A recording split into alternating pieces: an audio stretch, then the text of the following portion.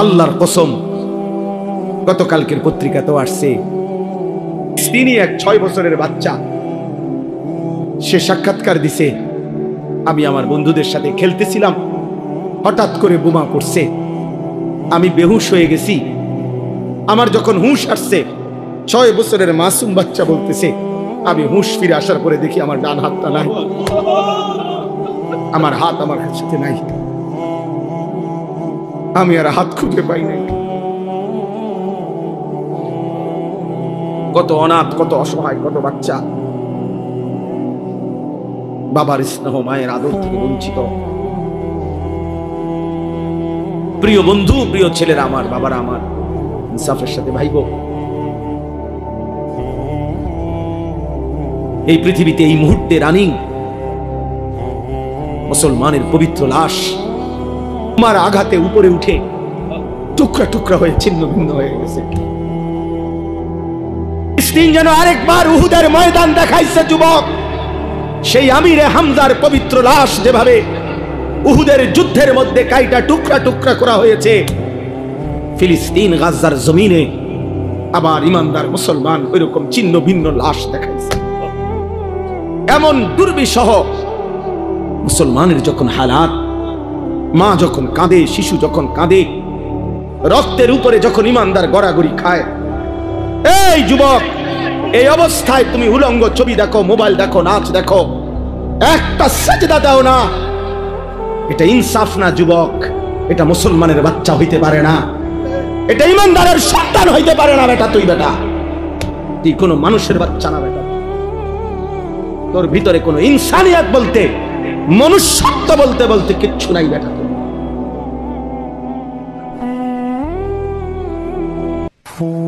ওই জানোয়ার তোর চাইতে ভালো। বেটা তুমি মুমিনের রক্ত দেখো নাই? তুমি মজলুমের আহাজারি শোনো না? ওমা লাকুম লা তুকাতিলুনা ফি সাবিলিল্লাহ ওয়াল মুস্তাদাফিনা মিনার রিজালি ওয়ান নিসাই ওয়াল বিলদান আল্লাযীনা ইয়াকুলুনা রাব্বানা আখরিজনা মিন হাযিহিল ক্বরিয়াতিয যালিমি আহলুহা। আল্লাহ বলে, তোমাদের কি হলো? তোমরা কেন আল্লাহর রাস্তায় জীবন দিচ্ছ না, জিহাদ করছো না? অথচ দুর্বল পুরুষ, শিশু, বৃদ্ধা, নারী, বাচ্চা চিৎকার করে বলছে আর আল্লাহকে ডাকছে, মাওলা জালেমের এই জমিন থেকে আমাদেরকে রক্ষা করো মাওলা।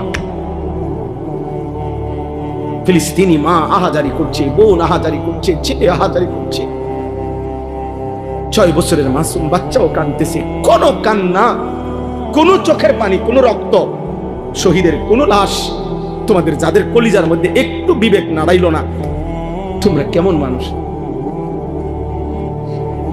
বলো ভাই? ইনসাফ করো, ইনসাফ করো, রহম করো দোস্ত, রহম করো। বলো মিয়া, ইনসাফ করো। তোমরা আমার কথা রাগ হইও না, ইনসাফ করো। মুসলমানের সন্তান এমন হওয়ার কথা ছিল, ইমানদারের সন্তান এমন হওয়ার কথা ছিল না। একজন মুসলমান, যার বাবা মুসলমান, মা মুসলমান, যার বংশ মুসলমান, যার রক্তে ইসলাম, এইভাবে আল্লাহকে ভুলে কিভাবে? এইভাবে আল্লাহকে ভুলে, এভাবে কিভাবে আল্লাহকে? আমি দাঁড় করাইতে পারবো তো ভাইয়া? এখন তোমরা যারা আজকের সারাদিনে 1 ওয়াক্ত নামাজ পড়ো নাই, আমি তো দাঁড় করাইতে পারবো। চেহারা দেখলে বোঝা যায় বেনামাজি। মুসলমানের সন্তান, বাপ, কার মতো চুল রাখলা বাবা? যে বেঈমান তোমার মা আর বোনের উপরে জুলুম করছে, যে বেঈমান তোমার ইমানদার ভাইয়ের রক্তে ছবি ভাষায় দিছে, তুমি তার মতো সাজলা? ছি ছি ছি। মুসলমান এত নির্লজ্জ হয় কেন? ইমানদার এত আত্মমর্যাদাহীন হয় কিভাবে? মনে রাখেন সবাই, এবার বলি, বিজয় ফিলিস্তিনেরই হবে। এই 1450 বছরের ইতিহাসে কখনোই কোনো কালে সম্মুখ যুদ্ধে, মুখোমুখি লড়াইয়ে চূড়ান্ত ভাবে কোনো বেঈমান কখনোই জিতে নাই, ইমানদার কখনোই হারে নাই। এরা সেই ইহুদি ইসরায়েলের কুত্তারা। এদের ইতিহাস পরাজয়ের ইতিহাস। এরা মদিনার বনু নজির হেরে গেছে, এরা বনু কুরাইজা হেরে গেছে, এরা বনু কাইনুকা হেরে গেছে, এরা খায়বরের বেঈমান ইহুদি হেরে গেছে। এরা এই পৃথিবী বারবার দেখছে, আসমান ও জমিন বারবার সাক্ষী আছে, ইহুদি কুত্তারা কোনোদিন পৃথিবীতে জিতে নাই, কোনোদিন না। ভাইয়া জানো না তোমরা, আমরা ইতিহাস জানি, আলহামদুলিল্লাহ কোনোদিনও জিতে নাই, আজও জিতবে না, আজও জিতবে না ইনশাআল্লাহ। সময়ের ব্যবধান, সব জালেমের পতন একই সময়ে হয় না, একই সময়ে হয় না। কারো পতন 950 বছর পরে হইছে, কারো পতন 400 বছর পরে হইছে, কারো পতন 150 বছর পরে হইছে, কারো পতন সিরিয়ায় 48 বছর পরে হইছে, বাংলাদেশের জালেমের পতন 16 বছর পরে হইছে। অতএব এটাই সত্য, ইসরায়েলের কুত্তারাও হেরে যাবে ইনশাআল্লাহ। মনে রেখো, এতে কোনো সন্দেহ নাই, এতে কোনো সন্দেহ নাই। কিন্তু দেখার বিষয় হলো আল্লাহ তাআলা ঈমানের বিজয় দিবে, ঈমানের বিজয় দিবে। ফিলিস্তিন হারে নাই, মাটির নিচে হাজার হাজার মুজাহিদ অক্ষত আছে, মুজাহিদ জেগে আছে, ঈমানদার জেগে আছে। অতএব যুদ্ধের চূড়ান্ত ফয়সালা মুমিনের বিজয়, ফিলিস্তিনের বিজয়। কিন্তু দেখার বিষয় হলো আল্লাহর দ্বীনের জন্য তুমি কাজে লাগলা কি? বিজয় আল্লাহ করাবেনি, বিজয় হবেই হবে, কোনো সন্দেহ নাই ইনশাআল্লাহ। তো তুমি ইসলামের জন্য কাজে লাগলা কি? আমার যুবক তুমি নষ্ট হইও না, আমার নওজোয়ান তুমি নষ্ট হইও না। আমি এই মাত্র বলছি, আজকে আমাদের পূর্বপুরুষ, আলহামদুলিল্লাহ আমাদের দাদারা বাবারা, আমাদের জেনারেশন, আমরা যারা 40-45 বছরের বয়সী, আমাদের পূর্বপুরুষ দাদা বাবা আকসারি দিনদার ছিল, 3 পুরুষ দিনদার ছিল। আজকে তোমরা যারা 18, 20, 25 বছর বয়সে তোমরা একটা ওয়াক্ত নামাজ পড়ো না, সারা দিন সারা রাত মোবাইল, নারী, ছবি, অস্থির দৃশ্য, উলঙ্গ নাচ গান নিয়ে ব্যস্ত আছো, তোমাদের হাতেও একটা জেনারেশন আসবে। আল্লাহ চাহে তো ইনশাআল্লাহ তোমরাও বিয়ে করবা, আল্লাহ দিলে তোমাদেরও বাচ্চা সন্তান হবে। সেদিন তোমরা বুঝবা তোমাদের এই অব্যাহত গুনাহ, অসভ্যতার, অস্থিরতার খেসারত তোমাদেরকে দিতে হবে। আমি একটা উদাহরণ বলি, শুনেন কামাল ভাই, আমাদের কুমিল্লার, আপনি তো চিনবেনই, মুরাদনগর মাদ্রাসার যিনি মুহতামিম শেখুল হাদিস আল্লামা মুফতি আমজাদ হুসাইন সাহেব, বাংলাদেশের একজন অন্যতম আলেম ওয়াইজ, উনি নিজে বলছে, এক ভদ্রলোক, ওনার ঘনিষ্ঠ, ওনার মেয়েটা আরেকটা ছেলের সাথে ভাগ্যা গেছে, ভাগ্যা যাওয়ার পরে মেয়েটার তালাশে উনি বহু তালাশ কইরা মোটামুটি সন্ধান পাইয়া আনতে পারে নাই, থানায় মামলা করছে। কসম আল্লাহর, উনি নিজে বলছে ওই মেয়েটা মেয়ের বাবার কাছে চিঠি লিখছে, একটা চিঠি পাঠাইছে, চিঠির মধ্যে মেয়ে স্পষ্ট লিখছে, আপনারা দুইজন যে কাজটা করেছিলেন অবিকল আমি তো তাই করলাম, এখন আমার বেলায় পুলিশ পাঠালেন কেন? আমার বেলায় থানায় মামলা কেন? আপনারা বাপ মা তো ভাগ্য গিয়ে বিয়ে করছেন, এখন আমার বেলায় থানায় পুলিশ পাঠালেন কেন, মামলা দিলেন কেন? ওই বাবা অঝরে কাঁদছে যে হ্যাঁ, আমার সন্তান, আমার বেইজ্জতি, আমার আমার পাপ আমারে বুঝাই দিল, ফিরাই দিল আমার সন্তান। এই জন্য প্রিয় সন্তান মনে রাখো, আমার কাছে আরবি কিতাব আছে, ইমাম ইবনুল কাইয়িম আল জাওজি রাহমাতুল্লাহ আলাইহির কিতাব আদ-দা ওয়াদ দাওয়া কিতাবের নাম। এই কিতাব রোগ এবং তার ঔষধ, গুনাহের ব্যাপারে, অনেক গুনার ব্যাপারে উনি আলোচনা করছেন। তো ওইখানে জিনা, ব্যভিচার, নারীর সাথে অসভ্যতা, অশ্লীলতার ব্যাপারে যে আলোচনা করছেন, ওইখানে একটা বাণী আছে, আমি দাগ দিয়ে রাখছি। ইমাম শাফিঈ রাহমাতুল্লাহি আলাইহি বলছে, বিশ্ববিখ্যাত ইমাম, 4 মাযহাবের একজন ইমাম, হানাফি শাফিঈ আমরা বলি না, এই ইমাম শাফিঈ রাহমাতুল্লাহ আলাইহির একটা বাণী, উনি বলছেন আজ-জিনা কারজুন। ইমাম শাফিঈ রাহমাতুল্লাহ আলাইহি বলছে, যুবক ছেলেরা বাবা শোনো, উনি বলছে জিনা এবং ব্যভিচার এটা করজ, এটা ঋণ। ঋণ যেমন সুদ দিতে হয়, তোমার এই অসভ্যতা ব্যভিচার তোমার ফ্যামিলির কাউকে না কাউকে দিয়ে সুদ দিতে হয়। আল্লাহর কসম, তোমার যদি বিশ্বাস না হয় এই কিতাব আমি দেখাবো, এবং এই কিতাবের বাংলা অনুবাদও আছে। তোমার সুদ দিতে হবে। যদি তওবা না করে ফিরে না আসে, আল্লাহ যদি মাফ না করে, এটা কি দিতে হবে? সুদ। এটা ঋণ। আজ-জিনা কারজুন। জিনা এবং ব্যভিচার কর, ঋণ। ঋণ। অতএব দোস্ত আমার, বন্ধু আমার, প্রিয় সাথী আমার, মজলুমের দিকে আরেকবার তাকাও, ইমানদারের খণ্ড বিখণ্ড লাশের দিকে আবার তাকাও, গাজা ফিলিস্তিনের মজলুম মার দিকে আবার তাকাও, আরেকবার নিজের দিকে তাকাও। এমন মুহূর্তে একজন মুসলমান সন্তান এমন করা, নামাজ নাই, সেজদা নাই, আল্লাহ নাই, রসুল নাই, এগুলো কার মতো তোমরা চুল রাখলা? কারে তোমাদের প্রিয় মানায় না?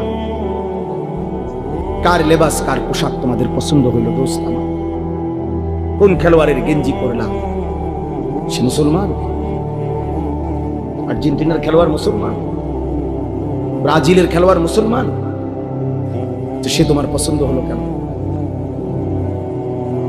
মেসি তোমার প্রিয় হবে কেন? ও তো পত্রিকা আসছে, ওর 2টা বাচ্চা হওয়ার পরে, যে মহিলার থেকে 2টা বাচ্চা হয়েছে, তার 9 বছর পরে ওই মহিলারে বিয়ে করছে, 2টা বাচ্চা নেই। হ্যাঁ, এটা তো আমি নিজ চোখে দেখছি। 9 বছরের অবৈধ মেলামেশায় 2টা বাচ্চা হয়েছে। এরপরে 2 বাচ্চা লইয়া হে ওই মহিলারে বিয়ে করছে। 9 বছর পরে বাচ্চা হয়েছে, আরো 9 বছর আগে। এত বড় অসভ্য কোন মুসলমানের সন্তানের মডেল হইতে পারে? তোমার চুল তার মতো হবে কেন? সামান্য বিবেক কি থাকবে না মিয়া? বলো। হাইসো না বাপ, হাইসলে মনে রাখো তুমি প্রতিবন্ধী। মূলত তোমার তার সিরা, এই জন্য কোনো কথাই তোমার উপরে আসর করে না, কারণ মাতাল এমনই হয়। যার তার সিরা পাগল, সে সব কথাই হাসে, কারণ তার তো তার সিরা নাই। তো বিবেকের দংশন থাকা উচিত, নাই তো বিবেকের মধ্যে একটু অনুশোচনা আসা উচিত যে আমার কি করণীয় এই মুহূর্তে পৃথিবীতে। 1948 সালে ব্রিটিশ এই ফিলিস্তিন ভূখণ্ডের তাদের অধিকার ছেড়ে দিছিল। 1948 সালে ইসরায়েলের এই বেঈমানরা অবৈধভাবে তাদের এই রাষ্ট্র ঘোষণা দিয়ে সেদিন থেকে মুসলমানদের উপরে ফিলিস্তিনে জুলুম শুরু করেছে। আমার ভাই, আজকে 77 বছর। কসম আল্লাহ, তুমি এখন ক্যালকুলেটর লাগাও, 1948 থেকে 2025, 77 বছর একটানা মজলুম ফিলিস্তিনি রক্ত দিচ্ছে, জীবন দিচ্ছে। 1947 ইংরেজিতে ব্রিটিশ যখন এই ভারতীয় উপমহাদেশ থেকে চলে যায়, তখন র্যাডক্লিফ, ব্রিটিশ একজন গবেষক, সে এই দেশ মানে এই ভারতের হিন্দুস্তানের মানচিত্র আঁকিয়া দিছিল। এক অংশে হিন্দুস্তান, এক অংশে পাকিস্তান, কিন্তু কাশ্মীর সংখ্যাগরিষ্ঠ মুসলমানের একটা এলাকা, ওইটার কোনো সমাধান দিয়া যায় নাই। তারা এটা কোন অংশে? এই 47-এর পর থেকে আজকে 78 বছর এক টানা কাশ্মীরের মুসলমান কলিজার খুন দিচ্ছে, রক্ত দিচ্ছে, আজও তারা স্বাধীনতা পায় না। 78 বছর ধরে, 1947 থেকে 2025। 1964 ইংরেজিতে সর্বপ্রথম রোহিঙ্গার মুসলমানরা জুলুমের শিকার হয়েছে, শুরু হয়েছে। এই সামরিক সরকার, জান্তা সরকার তাদের উপরে জুলুম শুরু করছে। আজকে বরাবর 61 বছর, 2025 সাল, 64 থেকে প্রিয় বন্ধু 61 বছরেও রোহিঙ্গা মুসলমানরা তাদের আজাদি পায় নাই, তারা তাদের জমিনের মালিকানা বুঝে পায়। এজন্য আমার দোস্ত, ইনসাফের সাথে ভাইব। একবার যদি পিছলা খাও আরেকবার দাঁড়াইতে কষ্ট হয়ে যাবে। একবার যদি পাও পিছলে পড়ে যাই আরেকবার দাঁড়াইতে কষ্ট। তাহলে ৭৭ বছর মুসলিম ফিলিস্তিনি মার খাবে, ৭৮ বছর কাশ্মীরে রক্ত ঝরবে, ৬১ বছর টানা রোহিঙ্গা রক্ত ঝরবে, তোমার উপরে আমার উপরে কখনোই কোনো মুসিবত আসবে না এমন কাগজপত্র গ্যারান্টি করা আছে তো? বলো না, একটা ছেলে বলো। তাইলে বাবা তুমি কেমনে আরো নিশ্চিন্ত হয়ে গেলা? তুমি এমন নিরাপদ হয়ে গেলা কিভাবে যে তোমার এক ওয়াক্ত নামাজ নাই, সেজদা নাই, আল্লাহ নাই, রাসূল নাই, হালাল হারামের কোনো পাক নাফাকের কোনো ধার ধারণা, একটা মোটরসাইকেল জিন্দিগি, একটা মোবাইল জিন্দিগি, একটা নারীর সাথে প্রেম, এটাই জীবন, চুলের ফ্যাশন এটাই জীবন বানায় ফেলছো, বন্ধুদের সাথে অসৎ আড্ডা, কিছু অশ্লীল বিশ্রী বাজে কথাবার্তা, নিজেদের মধ্যে অসভ্য নোংরা কথাবার্তা, এটাকেই জীবনের আনন্দ হাসি খুশি বানায়। অসভ্যতা আনন্দ হয় কেমনে ভাইয়া? প্রিয় ভাই বলো, কোন কোন কিতাবে লিখছে, কোন বইতে লিখছে, কোন ডিকশনারি যে নোংরামিটা আনন্দ, অসভ্যতা আনন্দ? তুমি একটা মেয়ের পিছনে ঘুরলা, এটা তো অসভ্যতা, এটা তো আনন্দ না। তুমি উলঙ্গ ছবি দেখলা, এটা তো নোংরামি, এটা তো আনন্দ হইতে পারে না। অশ্লীলতা তো পৃথিবীর কোনো ভাষায়, কোনো দেশে, কোনো ধর্মে অশ্লীলতাকে আনন্দ বলে না, অসভ্যতাকে আনন্দ বলে না।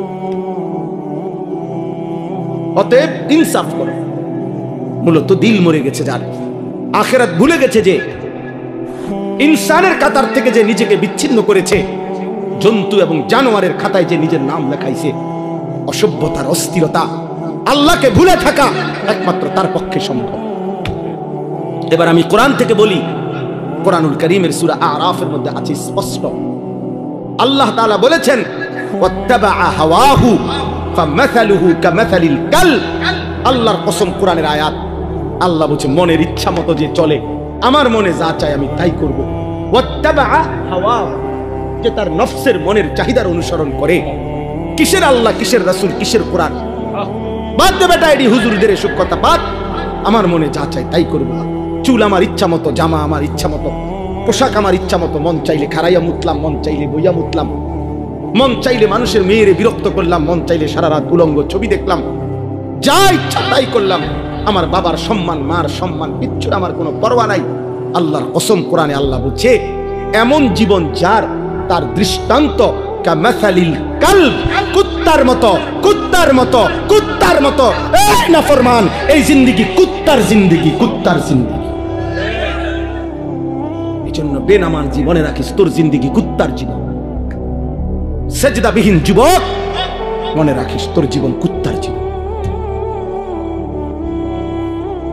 সারা রাত উলঙ্গ ছবি দেখো যারা, নারী ছবি, মোবাইলের অস্থির দৃশ্য, মনে রাখিস বেটা তোর জীবন কামাসালিল কুত্তার জীবন,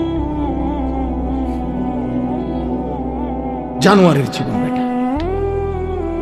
একবার সুযোগ পাইছি, একবারই বললাম, আরেকবার আসতে হবে জরুরি, আরেকবার আসার কোনো প্রয়োজন নেই। আর যদি না বাঁচি, আরেকবার যদি বলার সুযোগ না পাই, একবারই বল। প্রিয় বন্ধু, ফিরে আসো। প্রিয় নওজওয়ান মুসলমানের এই বিপদে তুমি না দাঁড়াইলে কে দাঁড়াবে? আমাদের মালিককে যদি আমরা ডাক না দেই, আমাদের উপরে সাহায্য কেমনে আসবে?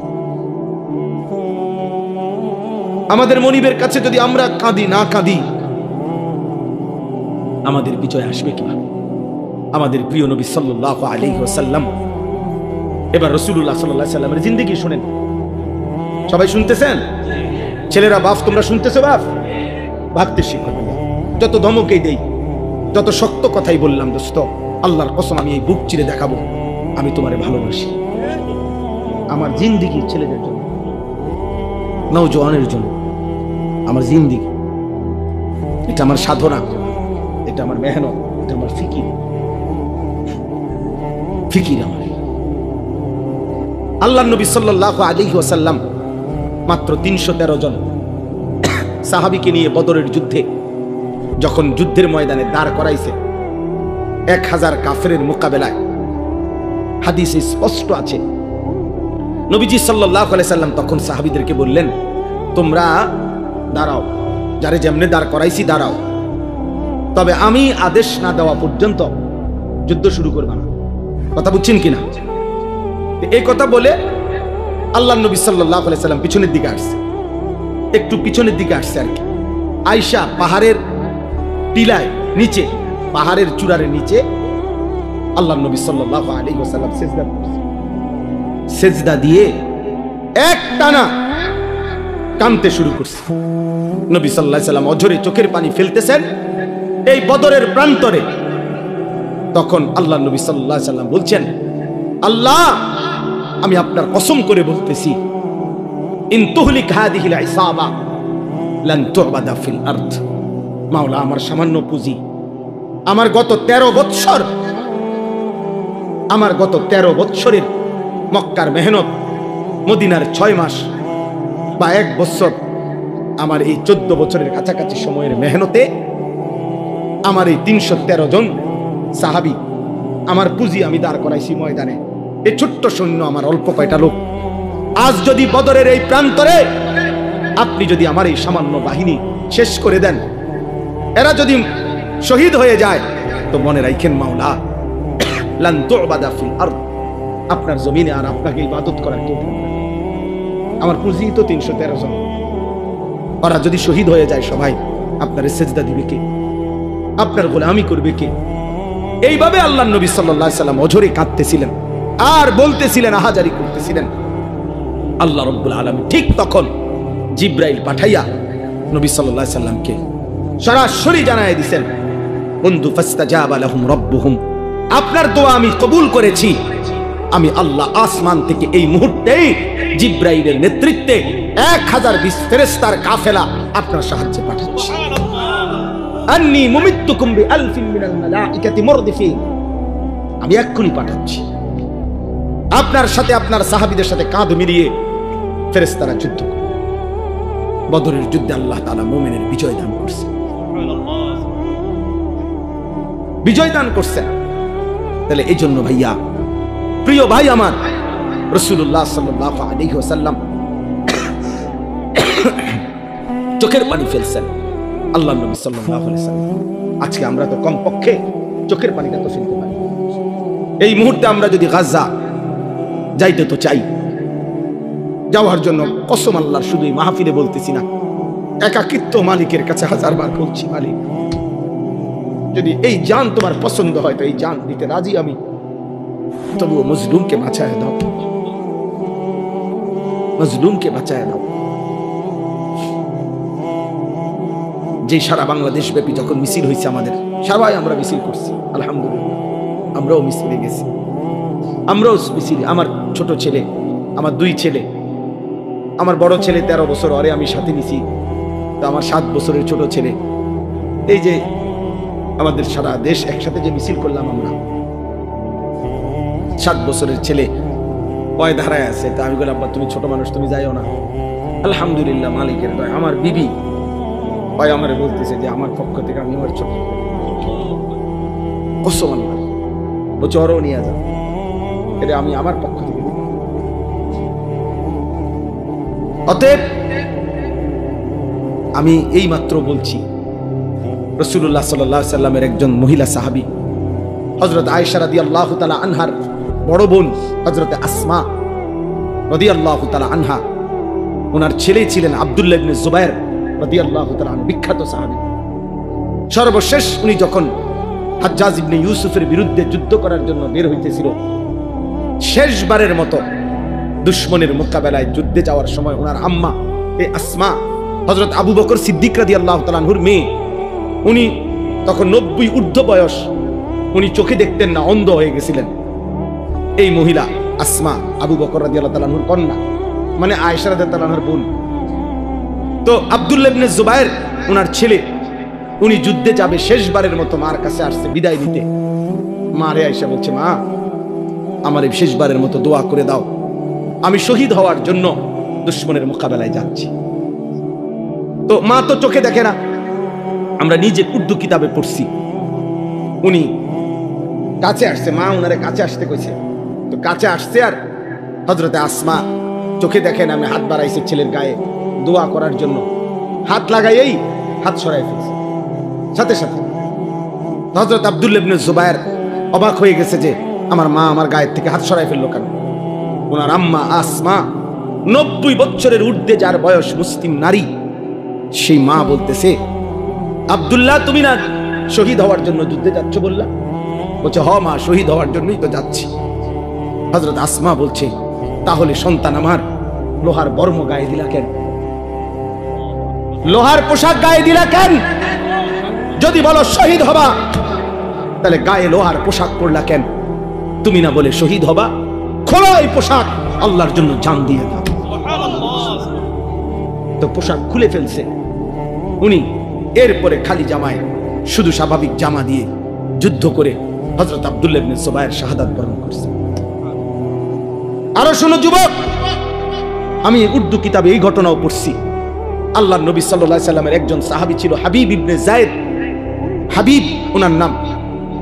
নবী সাল্লাল্লাহু আলাইহি সাল্লামের এই সাহাবীকে একজন মিথ্যা নবী দাবিদার, সর্বপ্রথম যে নিজেকে মিথ্যুক নবী দাবি করছিল নবী সাল্লাল্লাহু আলাইহি সাল্লামের ইন্তেকালের কয়েকদিন আগে, তার নাম হলো মুসাইলামা, মুসাইলামাতুল কাজ্জাব। তখন নবীজি তখন জীবিত, একেবারে লাস্ট টাইম। এই সময় সে নিজেকে মিথ্যা নবী দাবি করছিল।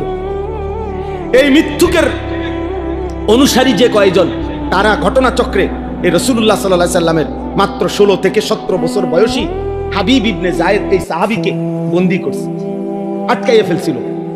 আটকাইয়া যখন মুসাইলামা ওই মিথ্যুক ভণ্ড নবী দাবিদারের কাছে আনছে, তো ওই বেঈমান মুসাইলামা ওনার এই সাহাবী হাবিবকে, সুন্দর চেহারা, 17 বছরের ছেলে, নবীজির সাহাবী, ওনাকে বলছে, হাবিব তুমি একবারের জন্য শুধু বলো আমি মুসাইলামা আল্লাহর নবী। তখন হযরত হাবিব বলছে, আল্লাহর কসম, আশহাদু আন্না মুহাম্মাদান রাসূলুল্লাহ ওয়া আনতা কাদ্দাব, আমি সাক্ষ্য দিচ্ছি মুহাম্মদ সাল্লাল্লাহু আলাইহি সাল্লাম তিনি আল্লাহর রাসূল আর তুই মিথ্যুক। কিতাবে আছে বন্ধু, এই মুসাইলামা ওনার ডান হাত কেটে ফেলে দিছে, বলছে এবার বল। বলছে লা আনতা কাযযাব বাল মুহাম্মাদুর রাসূলুল্লাহ সাল্লাল্লাহু আলাইহি সাল্লাম। বাম হাত কেটে ফেলে দিছে, বলছে এবার বল। বলছে লা আনতা কাযযাব। ডান পাও কেটে ফেলে দিছে, বলছে এবার বল লা আনতা কাযযাব। বাম পাও কেটে দিছে, উনি এবারও বলছে লা আনতা কাযযাব, তুই মিথ্যাবাদী। শেষ পর্যন্ত জিহ্বা টেনে ছিঁড়ে ফেলছে, শরীরটা কাইটা টুকরা টুকরা করে, খোদার কসম বুটি বুটি পিস পিস বানায় ফেলছে গোশতের টুকরার মতো। এরপরে হযরত হাবিব ইবনে যায়েদের পবিত্র লাশকে টুকরা টুকরা করে ছিন্ন ভিন্ন করে ফেলে দিছে। আমরা ওই কিতাবে পড়ছি, ওনার এই খবর মদিনায় আসছে যে ওনারা যেভাবে নির্মম ভাবে শহীদ করছে। তখন ওনার মা ছিল মহিলা সাহাবী, ওনার আম্মাও মহিলা সাহাবী, উম্মে আম্মারা ওনার মায়ের নাম। এই উম্মে আম্মারা তিনি ওনার কাছে আইসা লোকেরা শুনাইছে, মা তোর ছেলে হাবিব মুসাইলামার বাহিনীর হাতে শাহাদাত বরণ করছে, কিন্তু উনারে বলছে, মা তোর ছেলের মৃত্যু বড় নির্মম মৃত্যু হয়েছে। মুসাইলামা একটা একটা করে অঙ্গ কাইটা কাইটা টুকরা টুকরা করে একেবারে পিস পিস বানায় ফেলছে, কিন্তু তোমার সন্তান একবারের জন্য মদিনার রাসূলকে অস্বীকার করে নাই, মুসাইলামাকে 1 সেকেন্ডের জন্য নবী মানে নাই। বারবার তোমার সন্তান শেষ নিঃশ্বাস পর্যন্ত মদিনা ওয়ালার নাম বলে গেছে।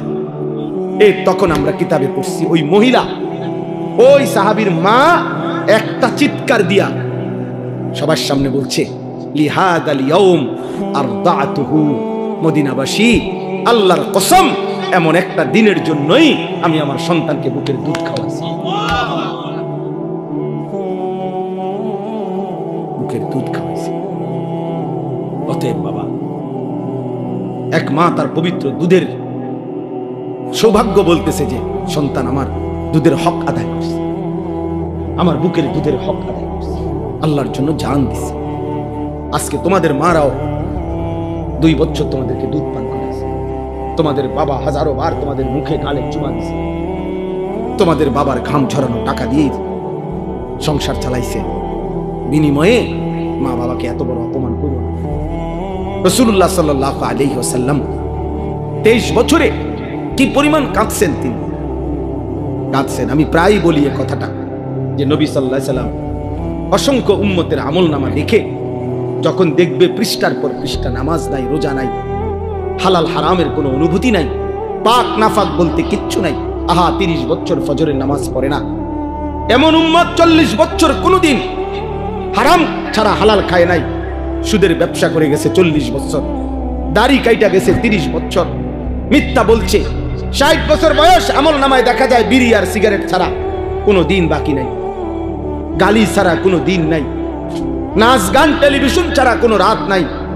আল্লাহর কসম, নবী সাল্লাল্লাহু আলাইহি সাল্লাম ওই উম্মতের দিকে তাকাইয়া চোখের পানি ফেলে নবীজি বলবে, উম্মত আমার 23 বছরের চোখের পানি, আমার তায়েফের রক্ত, আমার উহুদের দান শহীদ বিনিময়ে এই আমল নামা, এই আমল নামা।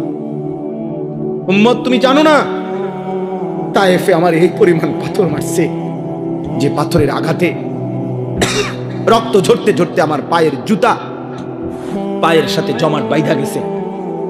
হযরত যায়েদ বলছে রাসূলুল্লাহ সাল্লাল্লাহু আলাইহি ওয়াসাল্লামের জুতা মুবারক পায়ের সাথে জমাট বাইধা গেছে রক্তে।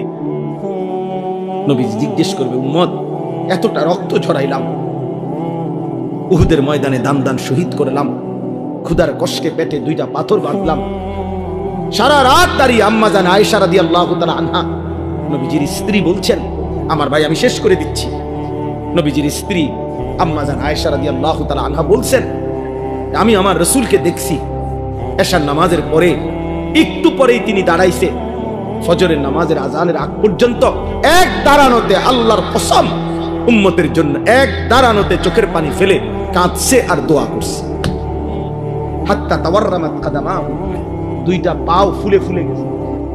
নবী সাল্লাল্লাহু আলাইহি সাল্লাম এই আমল নামা দেখবে, দেখে বলবে, উম্মত আমার এত চোখের পানি, আমার এত কান্না, তায়েফের এত রক্ত, উহুদের দান শহীদ করা, পেটে পাথর বাঁধা, ক্ষুধার কষ্টের বিনিময়ে, এই বিনিময় যদি কোনো বাবা তার ছেলেকে বলে, বাপ গত 12টা বছর আমি তোরে জমি বিক্রি করছি, ভিটা বিক্রি করছি, আমার একটা হালের বলদ ছিল এটা বেচা ফেলছি, আমার একটা মোটরসাইকেল ছিল আমি এটা বিক্রি করে দিছি, তোর মায়ের কদ্দুর গহনা ছিল আমি সেই গহনাটাও বিক্রি করে গত 6 বছর তোর ঢাকা শহরে পড়ালেখার, ইউনিভার্সিটির পড়ালেখার যাবতীয় খরচ আমি বাপ দিছি, বিটাটা পর্যন্ত বিক্রি করে দিছি, বন্ধক দিয়ে দিছি, বিনিময়ে আজ 6 বছর পরে তুই এই কি ফলাফল আনলা, এখানে ফেল।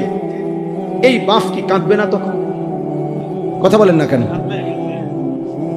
তো নবী সাল্লাল্লাহু আলাইহি সাল্লাম তো জিজ্ঞেস করবে, উম্মত আমার 23 বছরের চোখের পানি, রক্ত, আমার ক্ষুধার কষ্টের বিনিময়ে এই তোমার চুল, এই তোমার পোশাক, এই তোমার আমল নামা, কি জবাব দেবেন? হ্যাঁ কি বলে? এইখানে এই আয়াত আমি পড়ছি, এই আয়াত রাসূলুল্লাহ সাল্লাল্লাহু আলাইহি সাল্লামের জন্মেরও বহু আগে হযরত ইব্রাহিম আলাইহিস সালাম তিনি আল্লাহর কাছে দোয়া করছেন, আল্লাহ আমি সারাটা জীবন আমি আপনার কাছে আমার ভালোবাসা মহব্বতের পরীক্ষা দিছি, ওয়াইদিবতালা ইব্রাহিমা রাব্বুহু বিকালিমাতিন ফাআতাম্মাহুন্না, আল্লাহ ইব্রাহিম আলাইহিস সালামকে বহু পরীক্ষা করছে, বহুবার, প্রত্যেক পরীক্ষায় ইব্রাহিম আলাইহিস সালাম গোল্ডেন এ প্লাস পাইছে, ফাআতাম্মাহুন্না উত্তীর্ণ হইছে ইব্রাহিম আলাইহিস সালাম প্রত্যেকবার, ছোট্টবেলা থেকে নিয়ে এই যতবার পরীক্ষা করছে, প্রতি পরীক্ষায় উত্তীর্ণ হওয়ার পর তাফসীর মাআরিফুল কোরআনে আমি পড়ছি আল্লাহ তাআলা 70 বার ইব্রাহিম আলাইহিস সালামকে মোট পরীক্ষা করছে। কোন বর্ণনায় আছে 40 বার, কোন বর্ণনায় আছে 30 বার। এই 70 বারের পরীক্ষায় প্রত্যেকবারে তিনি পাশ করছেন। 70 বারের পরে আল্লাহ তাআলার কাছে ইব্রাহিম আলাইহিস সালাম দোয়া করার সুযোগ পাইছিলেন, দোয়া করার, কিছু চাইবার। আল্লাহ বলছিল, ইব্রাহিম 70টা বছর তুমি 70 বার আমি তোমারে পরীক্ষা করেছি, শেষ পর্যন্ত আপন সন্তান জবাই করতে বলছিলাম, সেটা তো তুমি পাশ করছো, আমার ঘর বানাইতে বলছি সেটাতেও পাশ করছো, যাও ইব্রাহিম এবার কিছু আমার কাছে চাও, আমি দিব তোমারে। ইব্রাহিম আলাইহিস সালাম তখন আল্লাহর কাছে বলছিলেন, আল্লাহ আমার জীবনের এই 70টা পরীক্ষার বিনিময়ে, সারা জীবনের আপনার কাছে আমি যা পরীক্ষা দিয়ে পাশ করছি, সবগুলো ভালো ফলাফলের বিনিময়ে আমি আপনার কাছে শুধু একটা জিনিস চাই। কয়টা? একটা জিনিস। তবে মজার বিষয় হলো মাওলা সব কিছুই আপনার কাছে আছে অনেক, আমি যেটা চাই সেটা আপনার কাছেও আছে একটা, আপনার কাছেও আছে এক পিস। আমি জানি মাওলা আমি যেটা চাইবো এখন আমার সারা জীবনের পরীক্ষার বিনিময়ে ওইটা আপনার কাছে আছেই একটা, আপনার কাছে আরেকটা নাই আমি জানি। আমি ওইটাই আপনার কলিজাটা চাই, আমি আপনার ওই একটা প্রিয় ধন আমার দরকার, আমি ওইটা নিই। আল্লাহ বলছে বলো না ইব্রাহিম দিমু যেহেতু সিদ্ধান্ত নিছিয়ে তোমার আজকে কও চাও যেটাই চাও, যত প্রিয়ই হোক আমার আমি দেব ইব্রাহিম, বলো তুমি। ইব্রাহিম আলাইহিস সালাম তখন এটা চাইছে রব্বানা ওয়াবআস ফীহিম রাসূলাম মিনহুম, আল্লাহ আমার সন্তান ইসমাঈলের বংশে আমি ওই শেষ জামানার পয়গম্বর আখেরি পয়গম্বর নবী দু জাহাं নবী দু শাহাं নবী দু আলম ফখর মওজুদাত সৈয়দুর রসুল মুসদ্দিকুর রসুল নবীউল আম্বিয়া ইমামুল মুত্তাকিন ইমামুল মুরসালিন ইমামুল আতকিয়া ইমামুল আম্বিয়া ইমামুল মুরসালিন খায়রু খালকিল্লাহ মুহাম্মদ আরবি সাল্লাল্লাহু আলাইহি সাল্লাম আখিরি মুহাম্মদ বন্ধুকে আমি আমার সন্তানের বংশে চাই, আমি মুহাম্মদ চাই।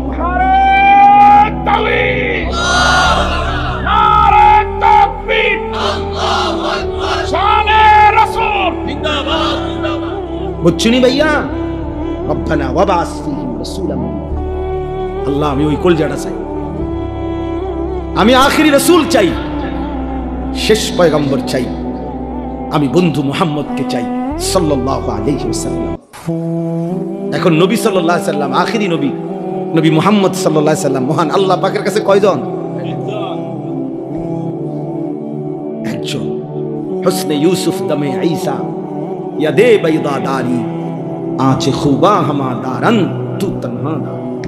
আল্লামা ইকবাল বলছে হে নবী মুহাম্মদ সোয়া লক্ষ আম্বিয়ার সব নবী সব রাসূলের যত গুণ যত বৈশিষ্ট্য যত মুআজিজা সব আলাদা আলাদা করে খুঁজে দেখছি, আপনি একা বন্ধু আপনার মাঝে সব একসাথে খুঁজে পেয়েছি।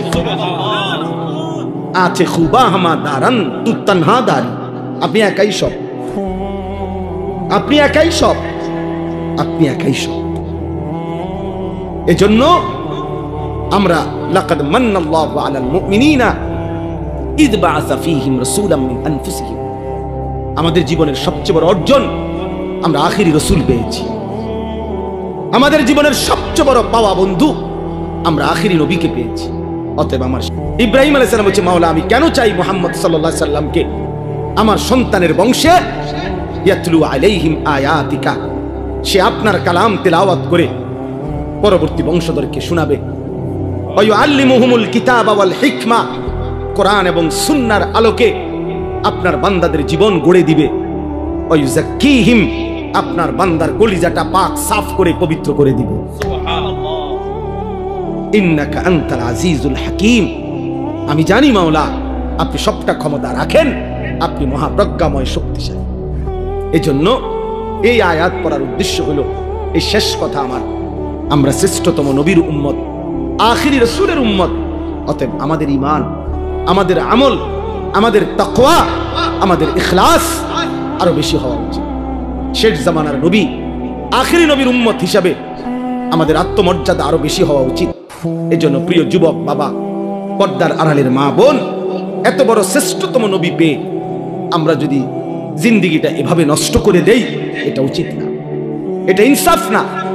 এজন্য আমি অনুরোধ করছি আজকে এই রাত গভীরে তোমরা যারা কিশোর নওজোয়ান এতটা কষ্ট করে এত রাত অবধি বসে রইলা, আমি তোমাদের কাছে অনুরোধ করি ভাইয়া, মাথার চুল থেকে পায়ের নখ পর্যন্ত তুমি যেহেতু সুন্দর নিজেকে সাজাইতে চাও, আমিও বলি তুমি সুন্দর হও, কিন্তু সেই সৌন্দর্য নিজেকে যেহেতু সুন্দর করতে চাও, আল্লাহর কসম প্রিয় নবী সাল্লাল্লাহু আলাইহি সাল্লামের চাইতে সুন্দর এই কায়নাতে আর কেউ হইতে।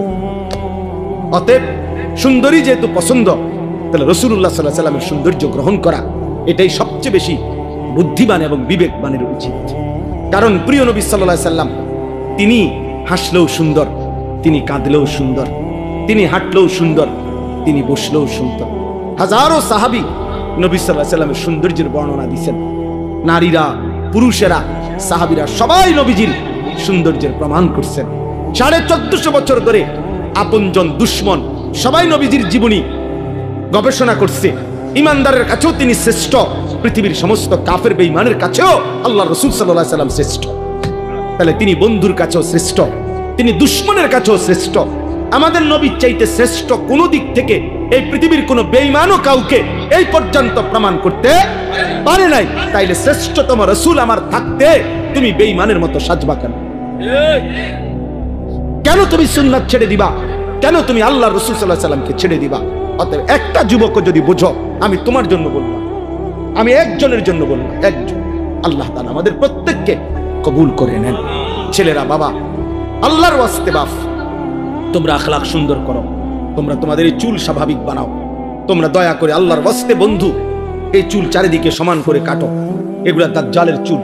এই দাজ্জাল ইহুদিদের খোদা, এখানে পরিষ্কার হাদিস আছে ভাইয়া। ইহুদিরা যাকে খোদা মনে করে সে দাজ্জাল, দাজ্জালকে। আর আল্লাহ রাসূল সাল্লাল্লাহু আলাইহি ওয়াসাল্লাম বলছে দাজ্জালের চুল হবে এলোমেলো, একেবারে বিশুদ্ধ হাদিস। স্বাভাবিকতার পরিপন্থী যত চুল এগুলা দাজ্জালের চুল। খোদার কসম, রব্বে কাবার কসম, এই মসজিদের ঘরের মালিকের কসম,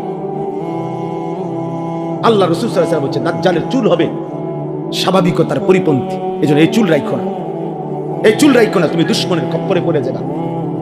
দয়া করে ফিরে আসো, নামাজ পড়ো, 5 ওয়াক্ত নামাজ, ফজরের নামাজ পড়ার চেষ্টা করো। ইনশাআল্লাহ তোমাদের হাতেই আগামী দিনের ইসলামের বিজয় হবে। হ্যাঁ হ্যাঁ, যেই যুবকের হাতে যদি, নওজোয়ানের হাতে যদি জালেম ভাগতে পারে, নওজোয়ানের হাতে কালেমার পতাকা উড়বে ইনশাআল্লাহ।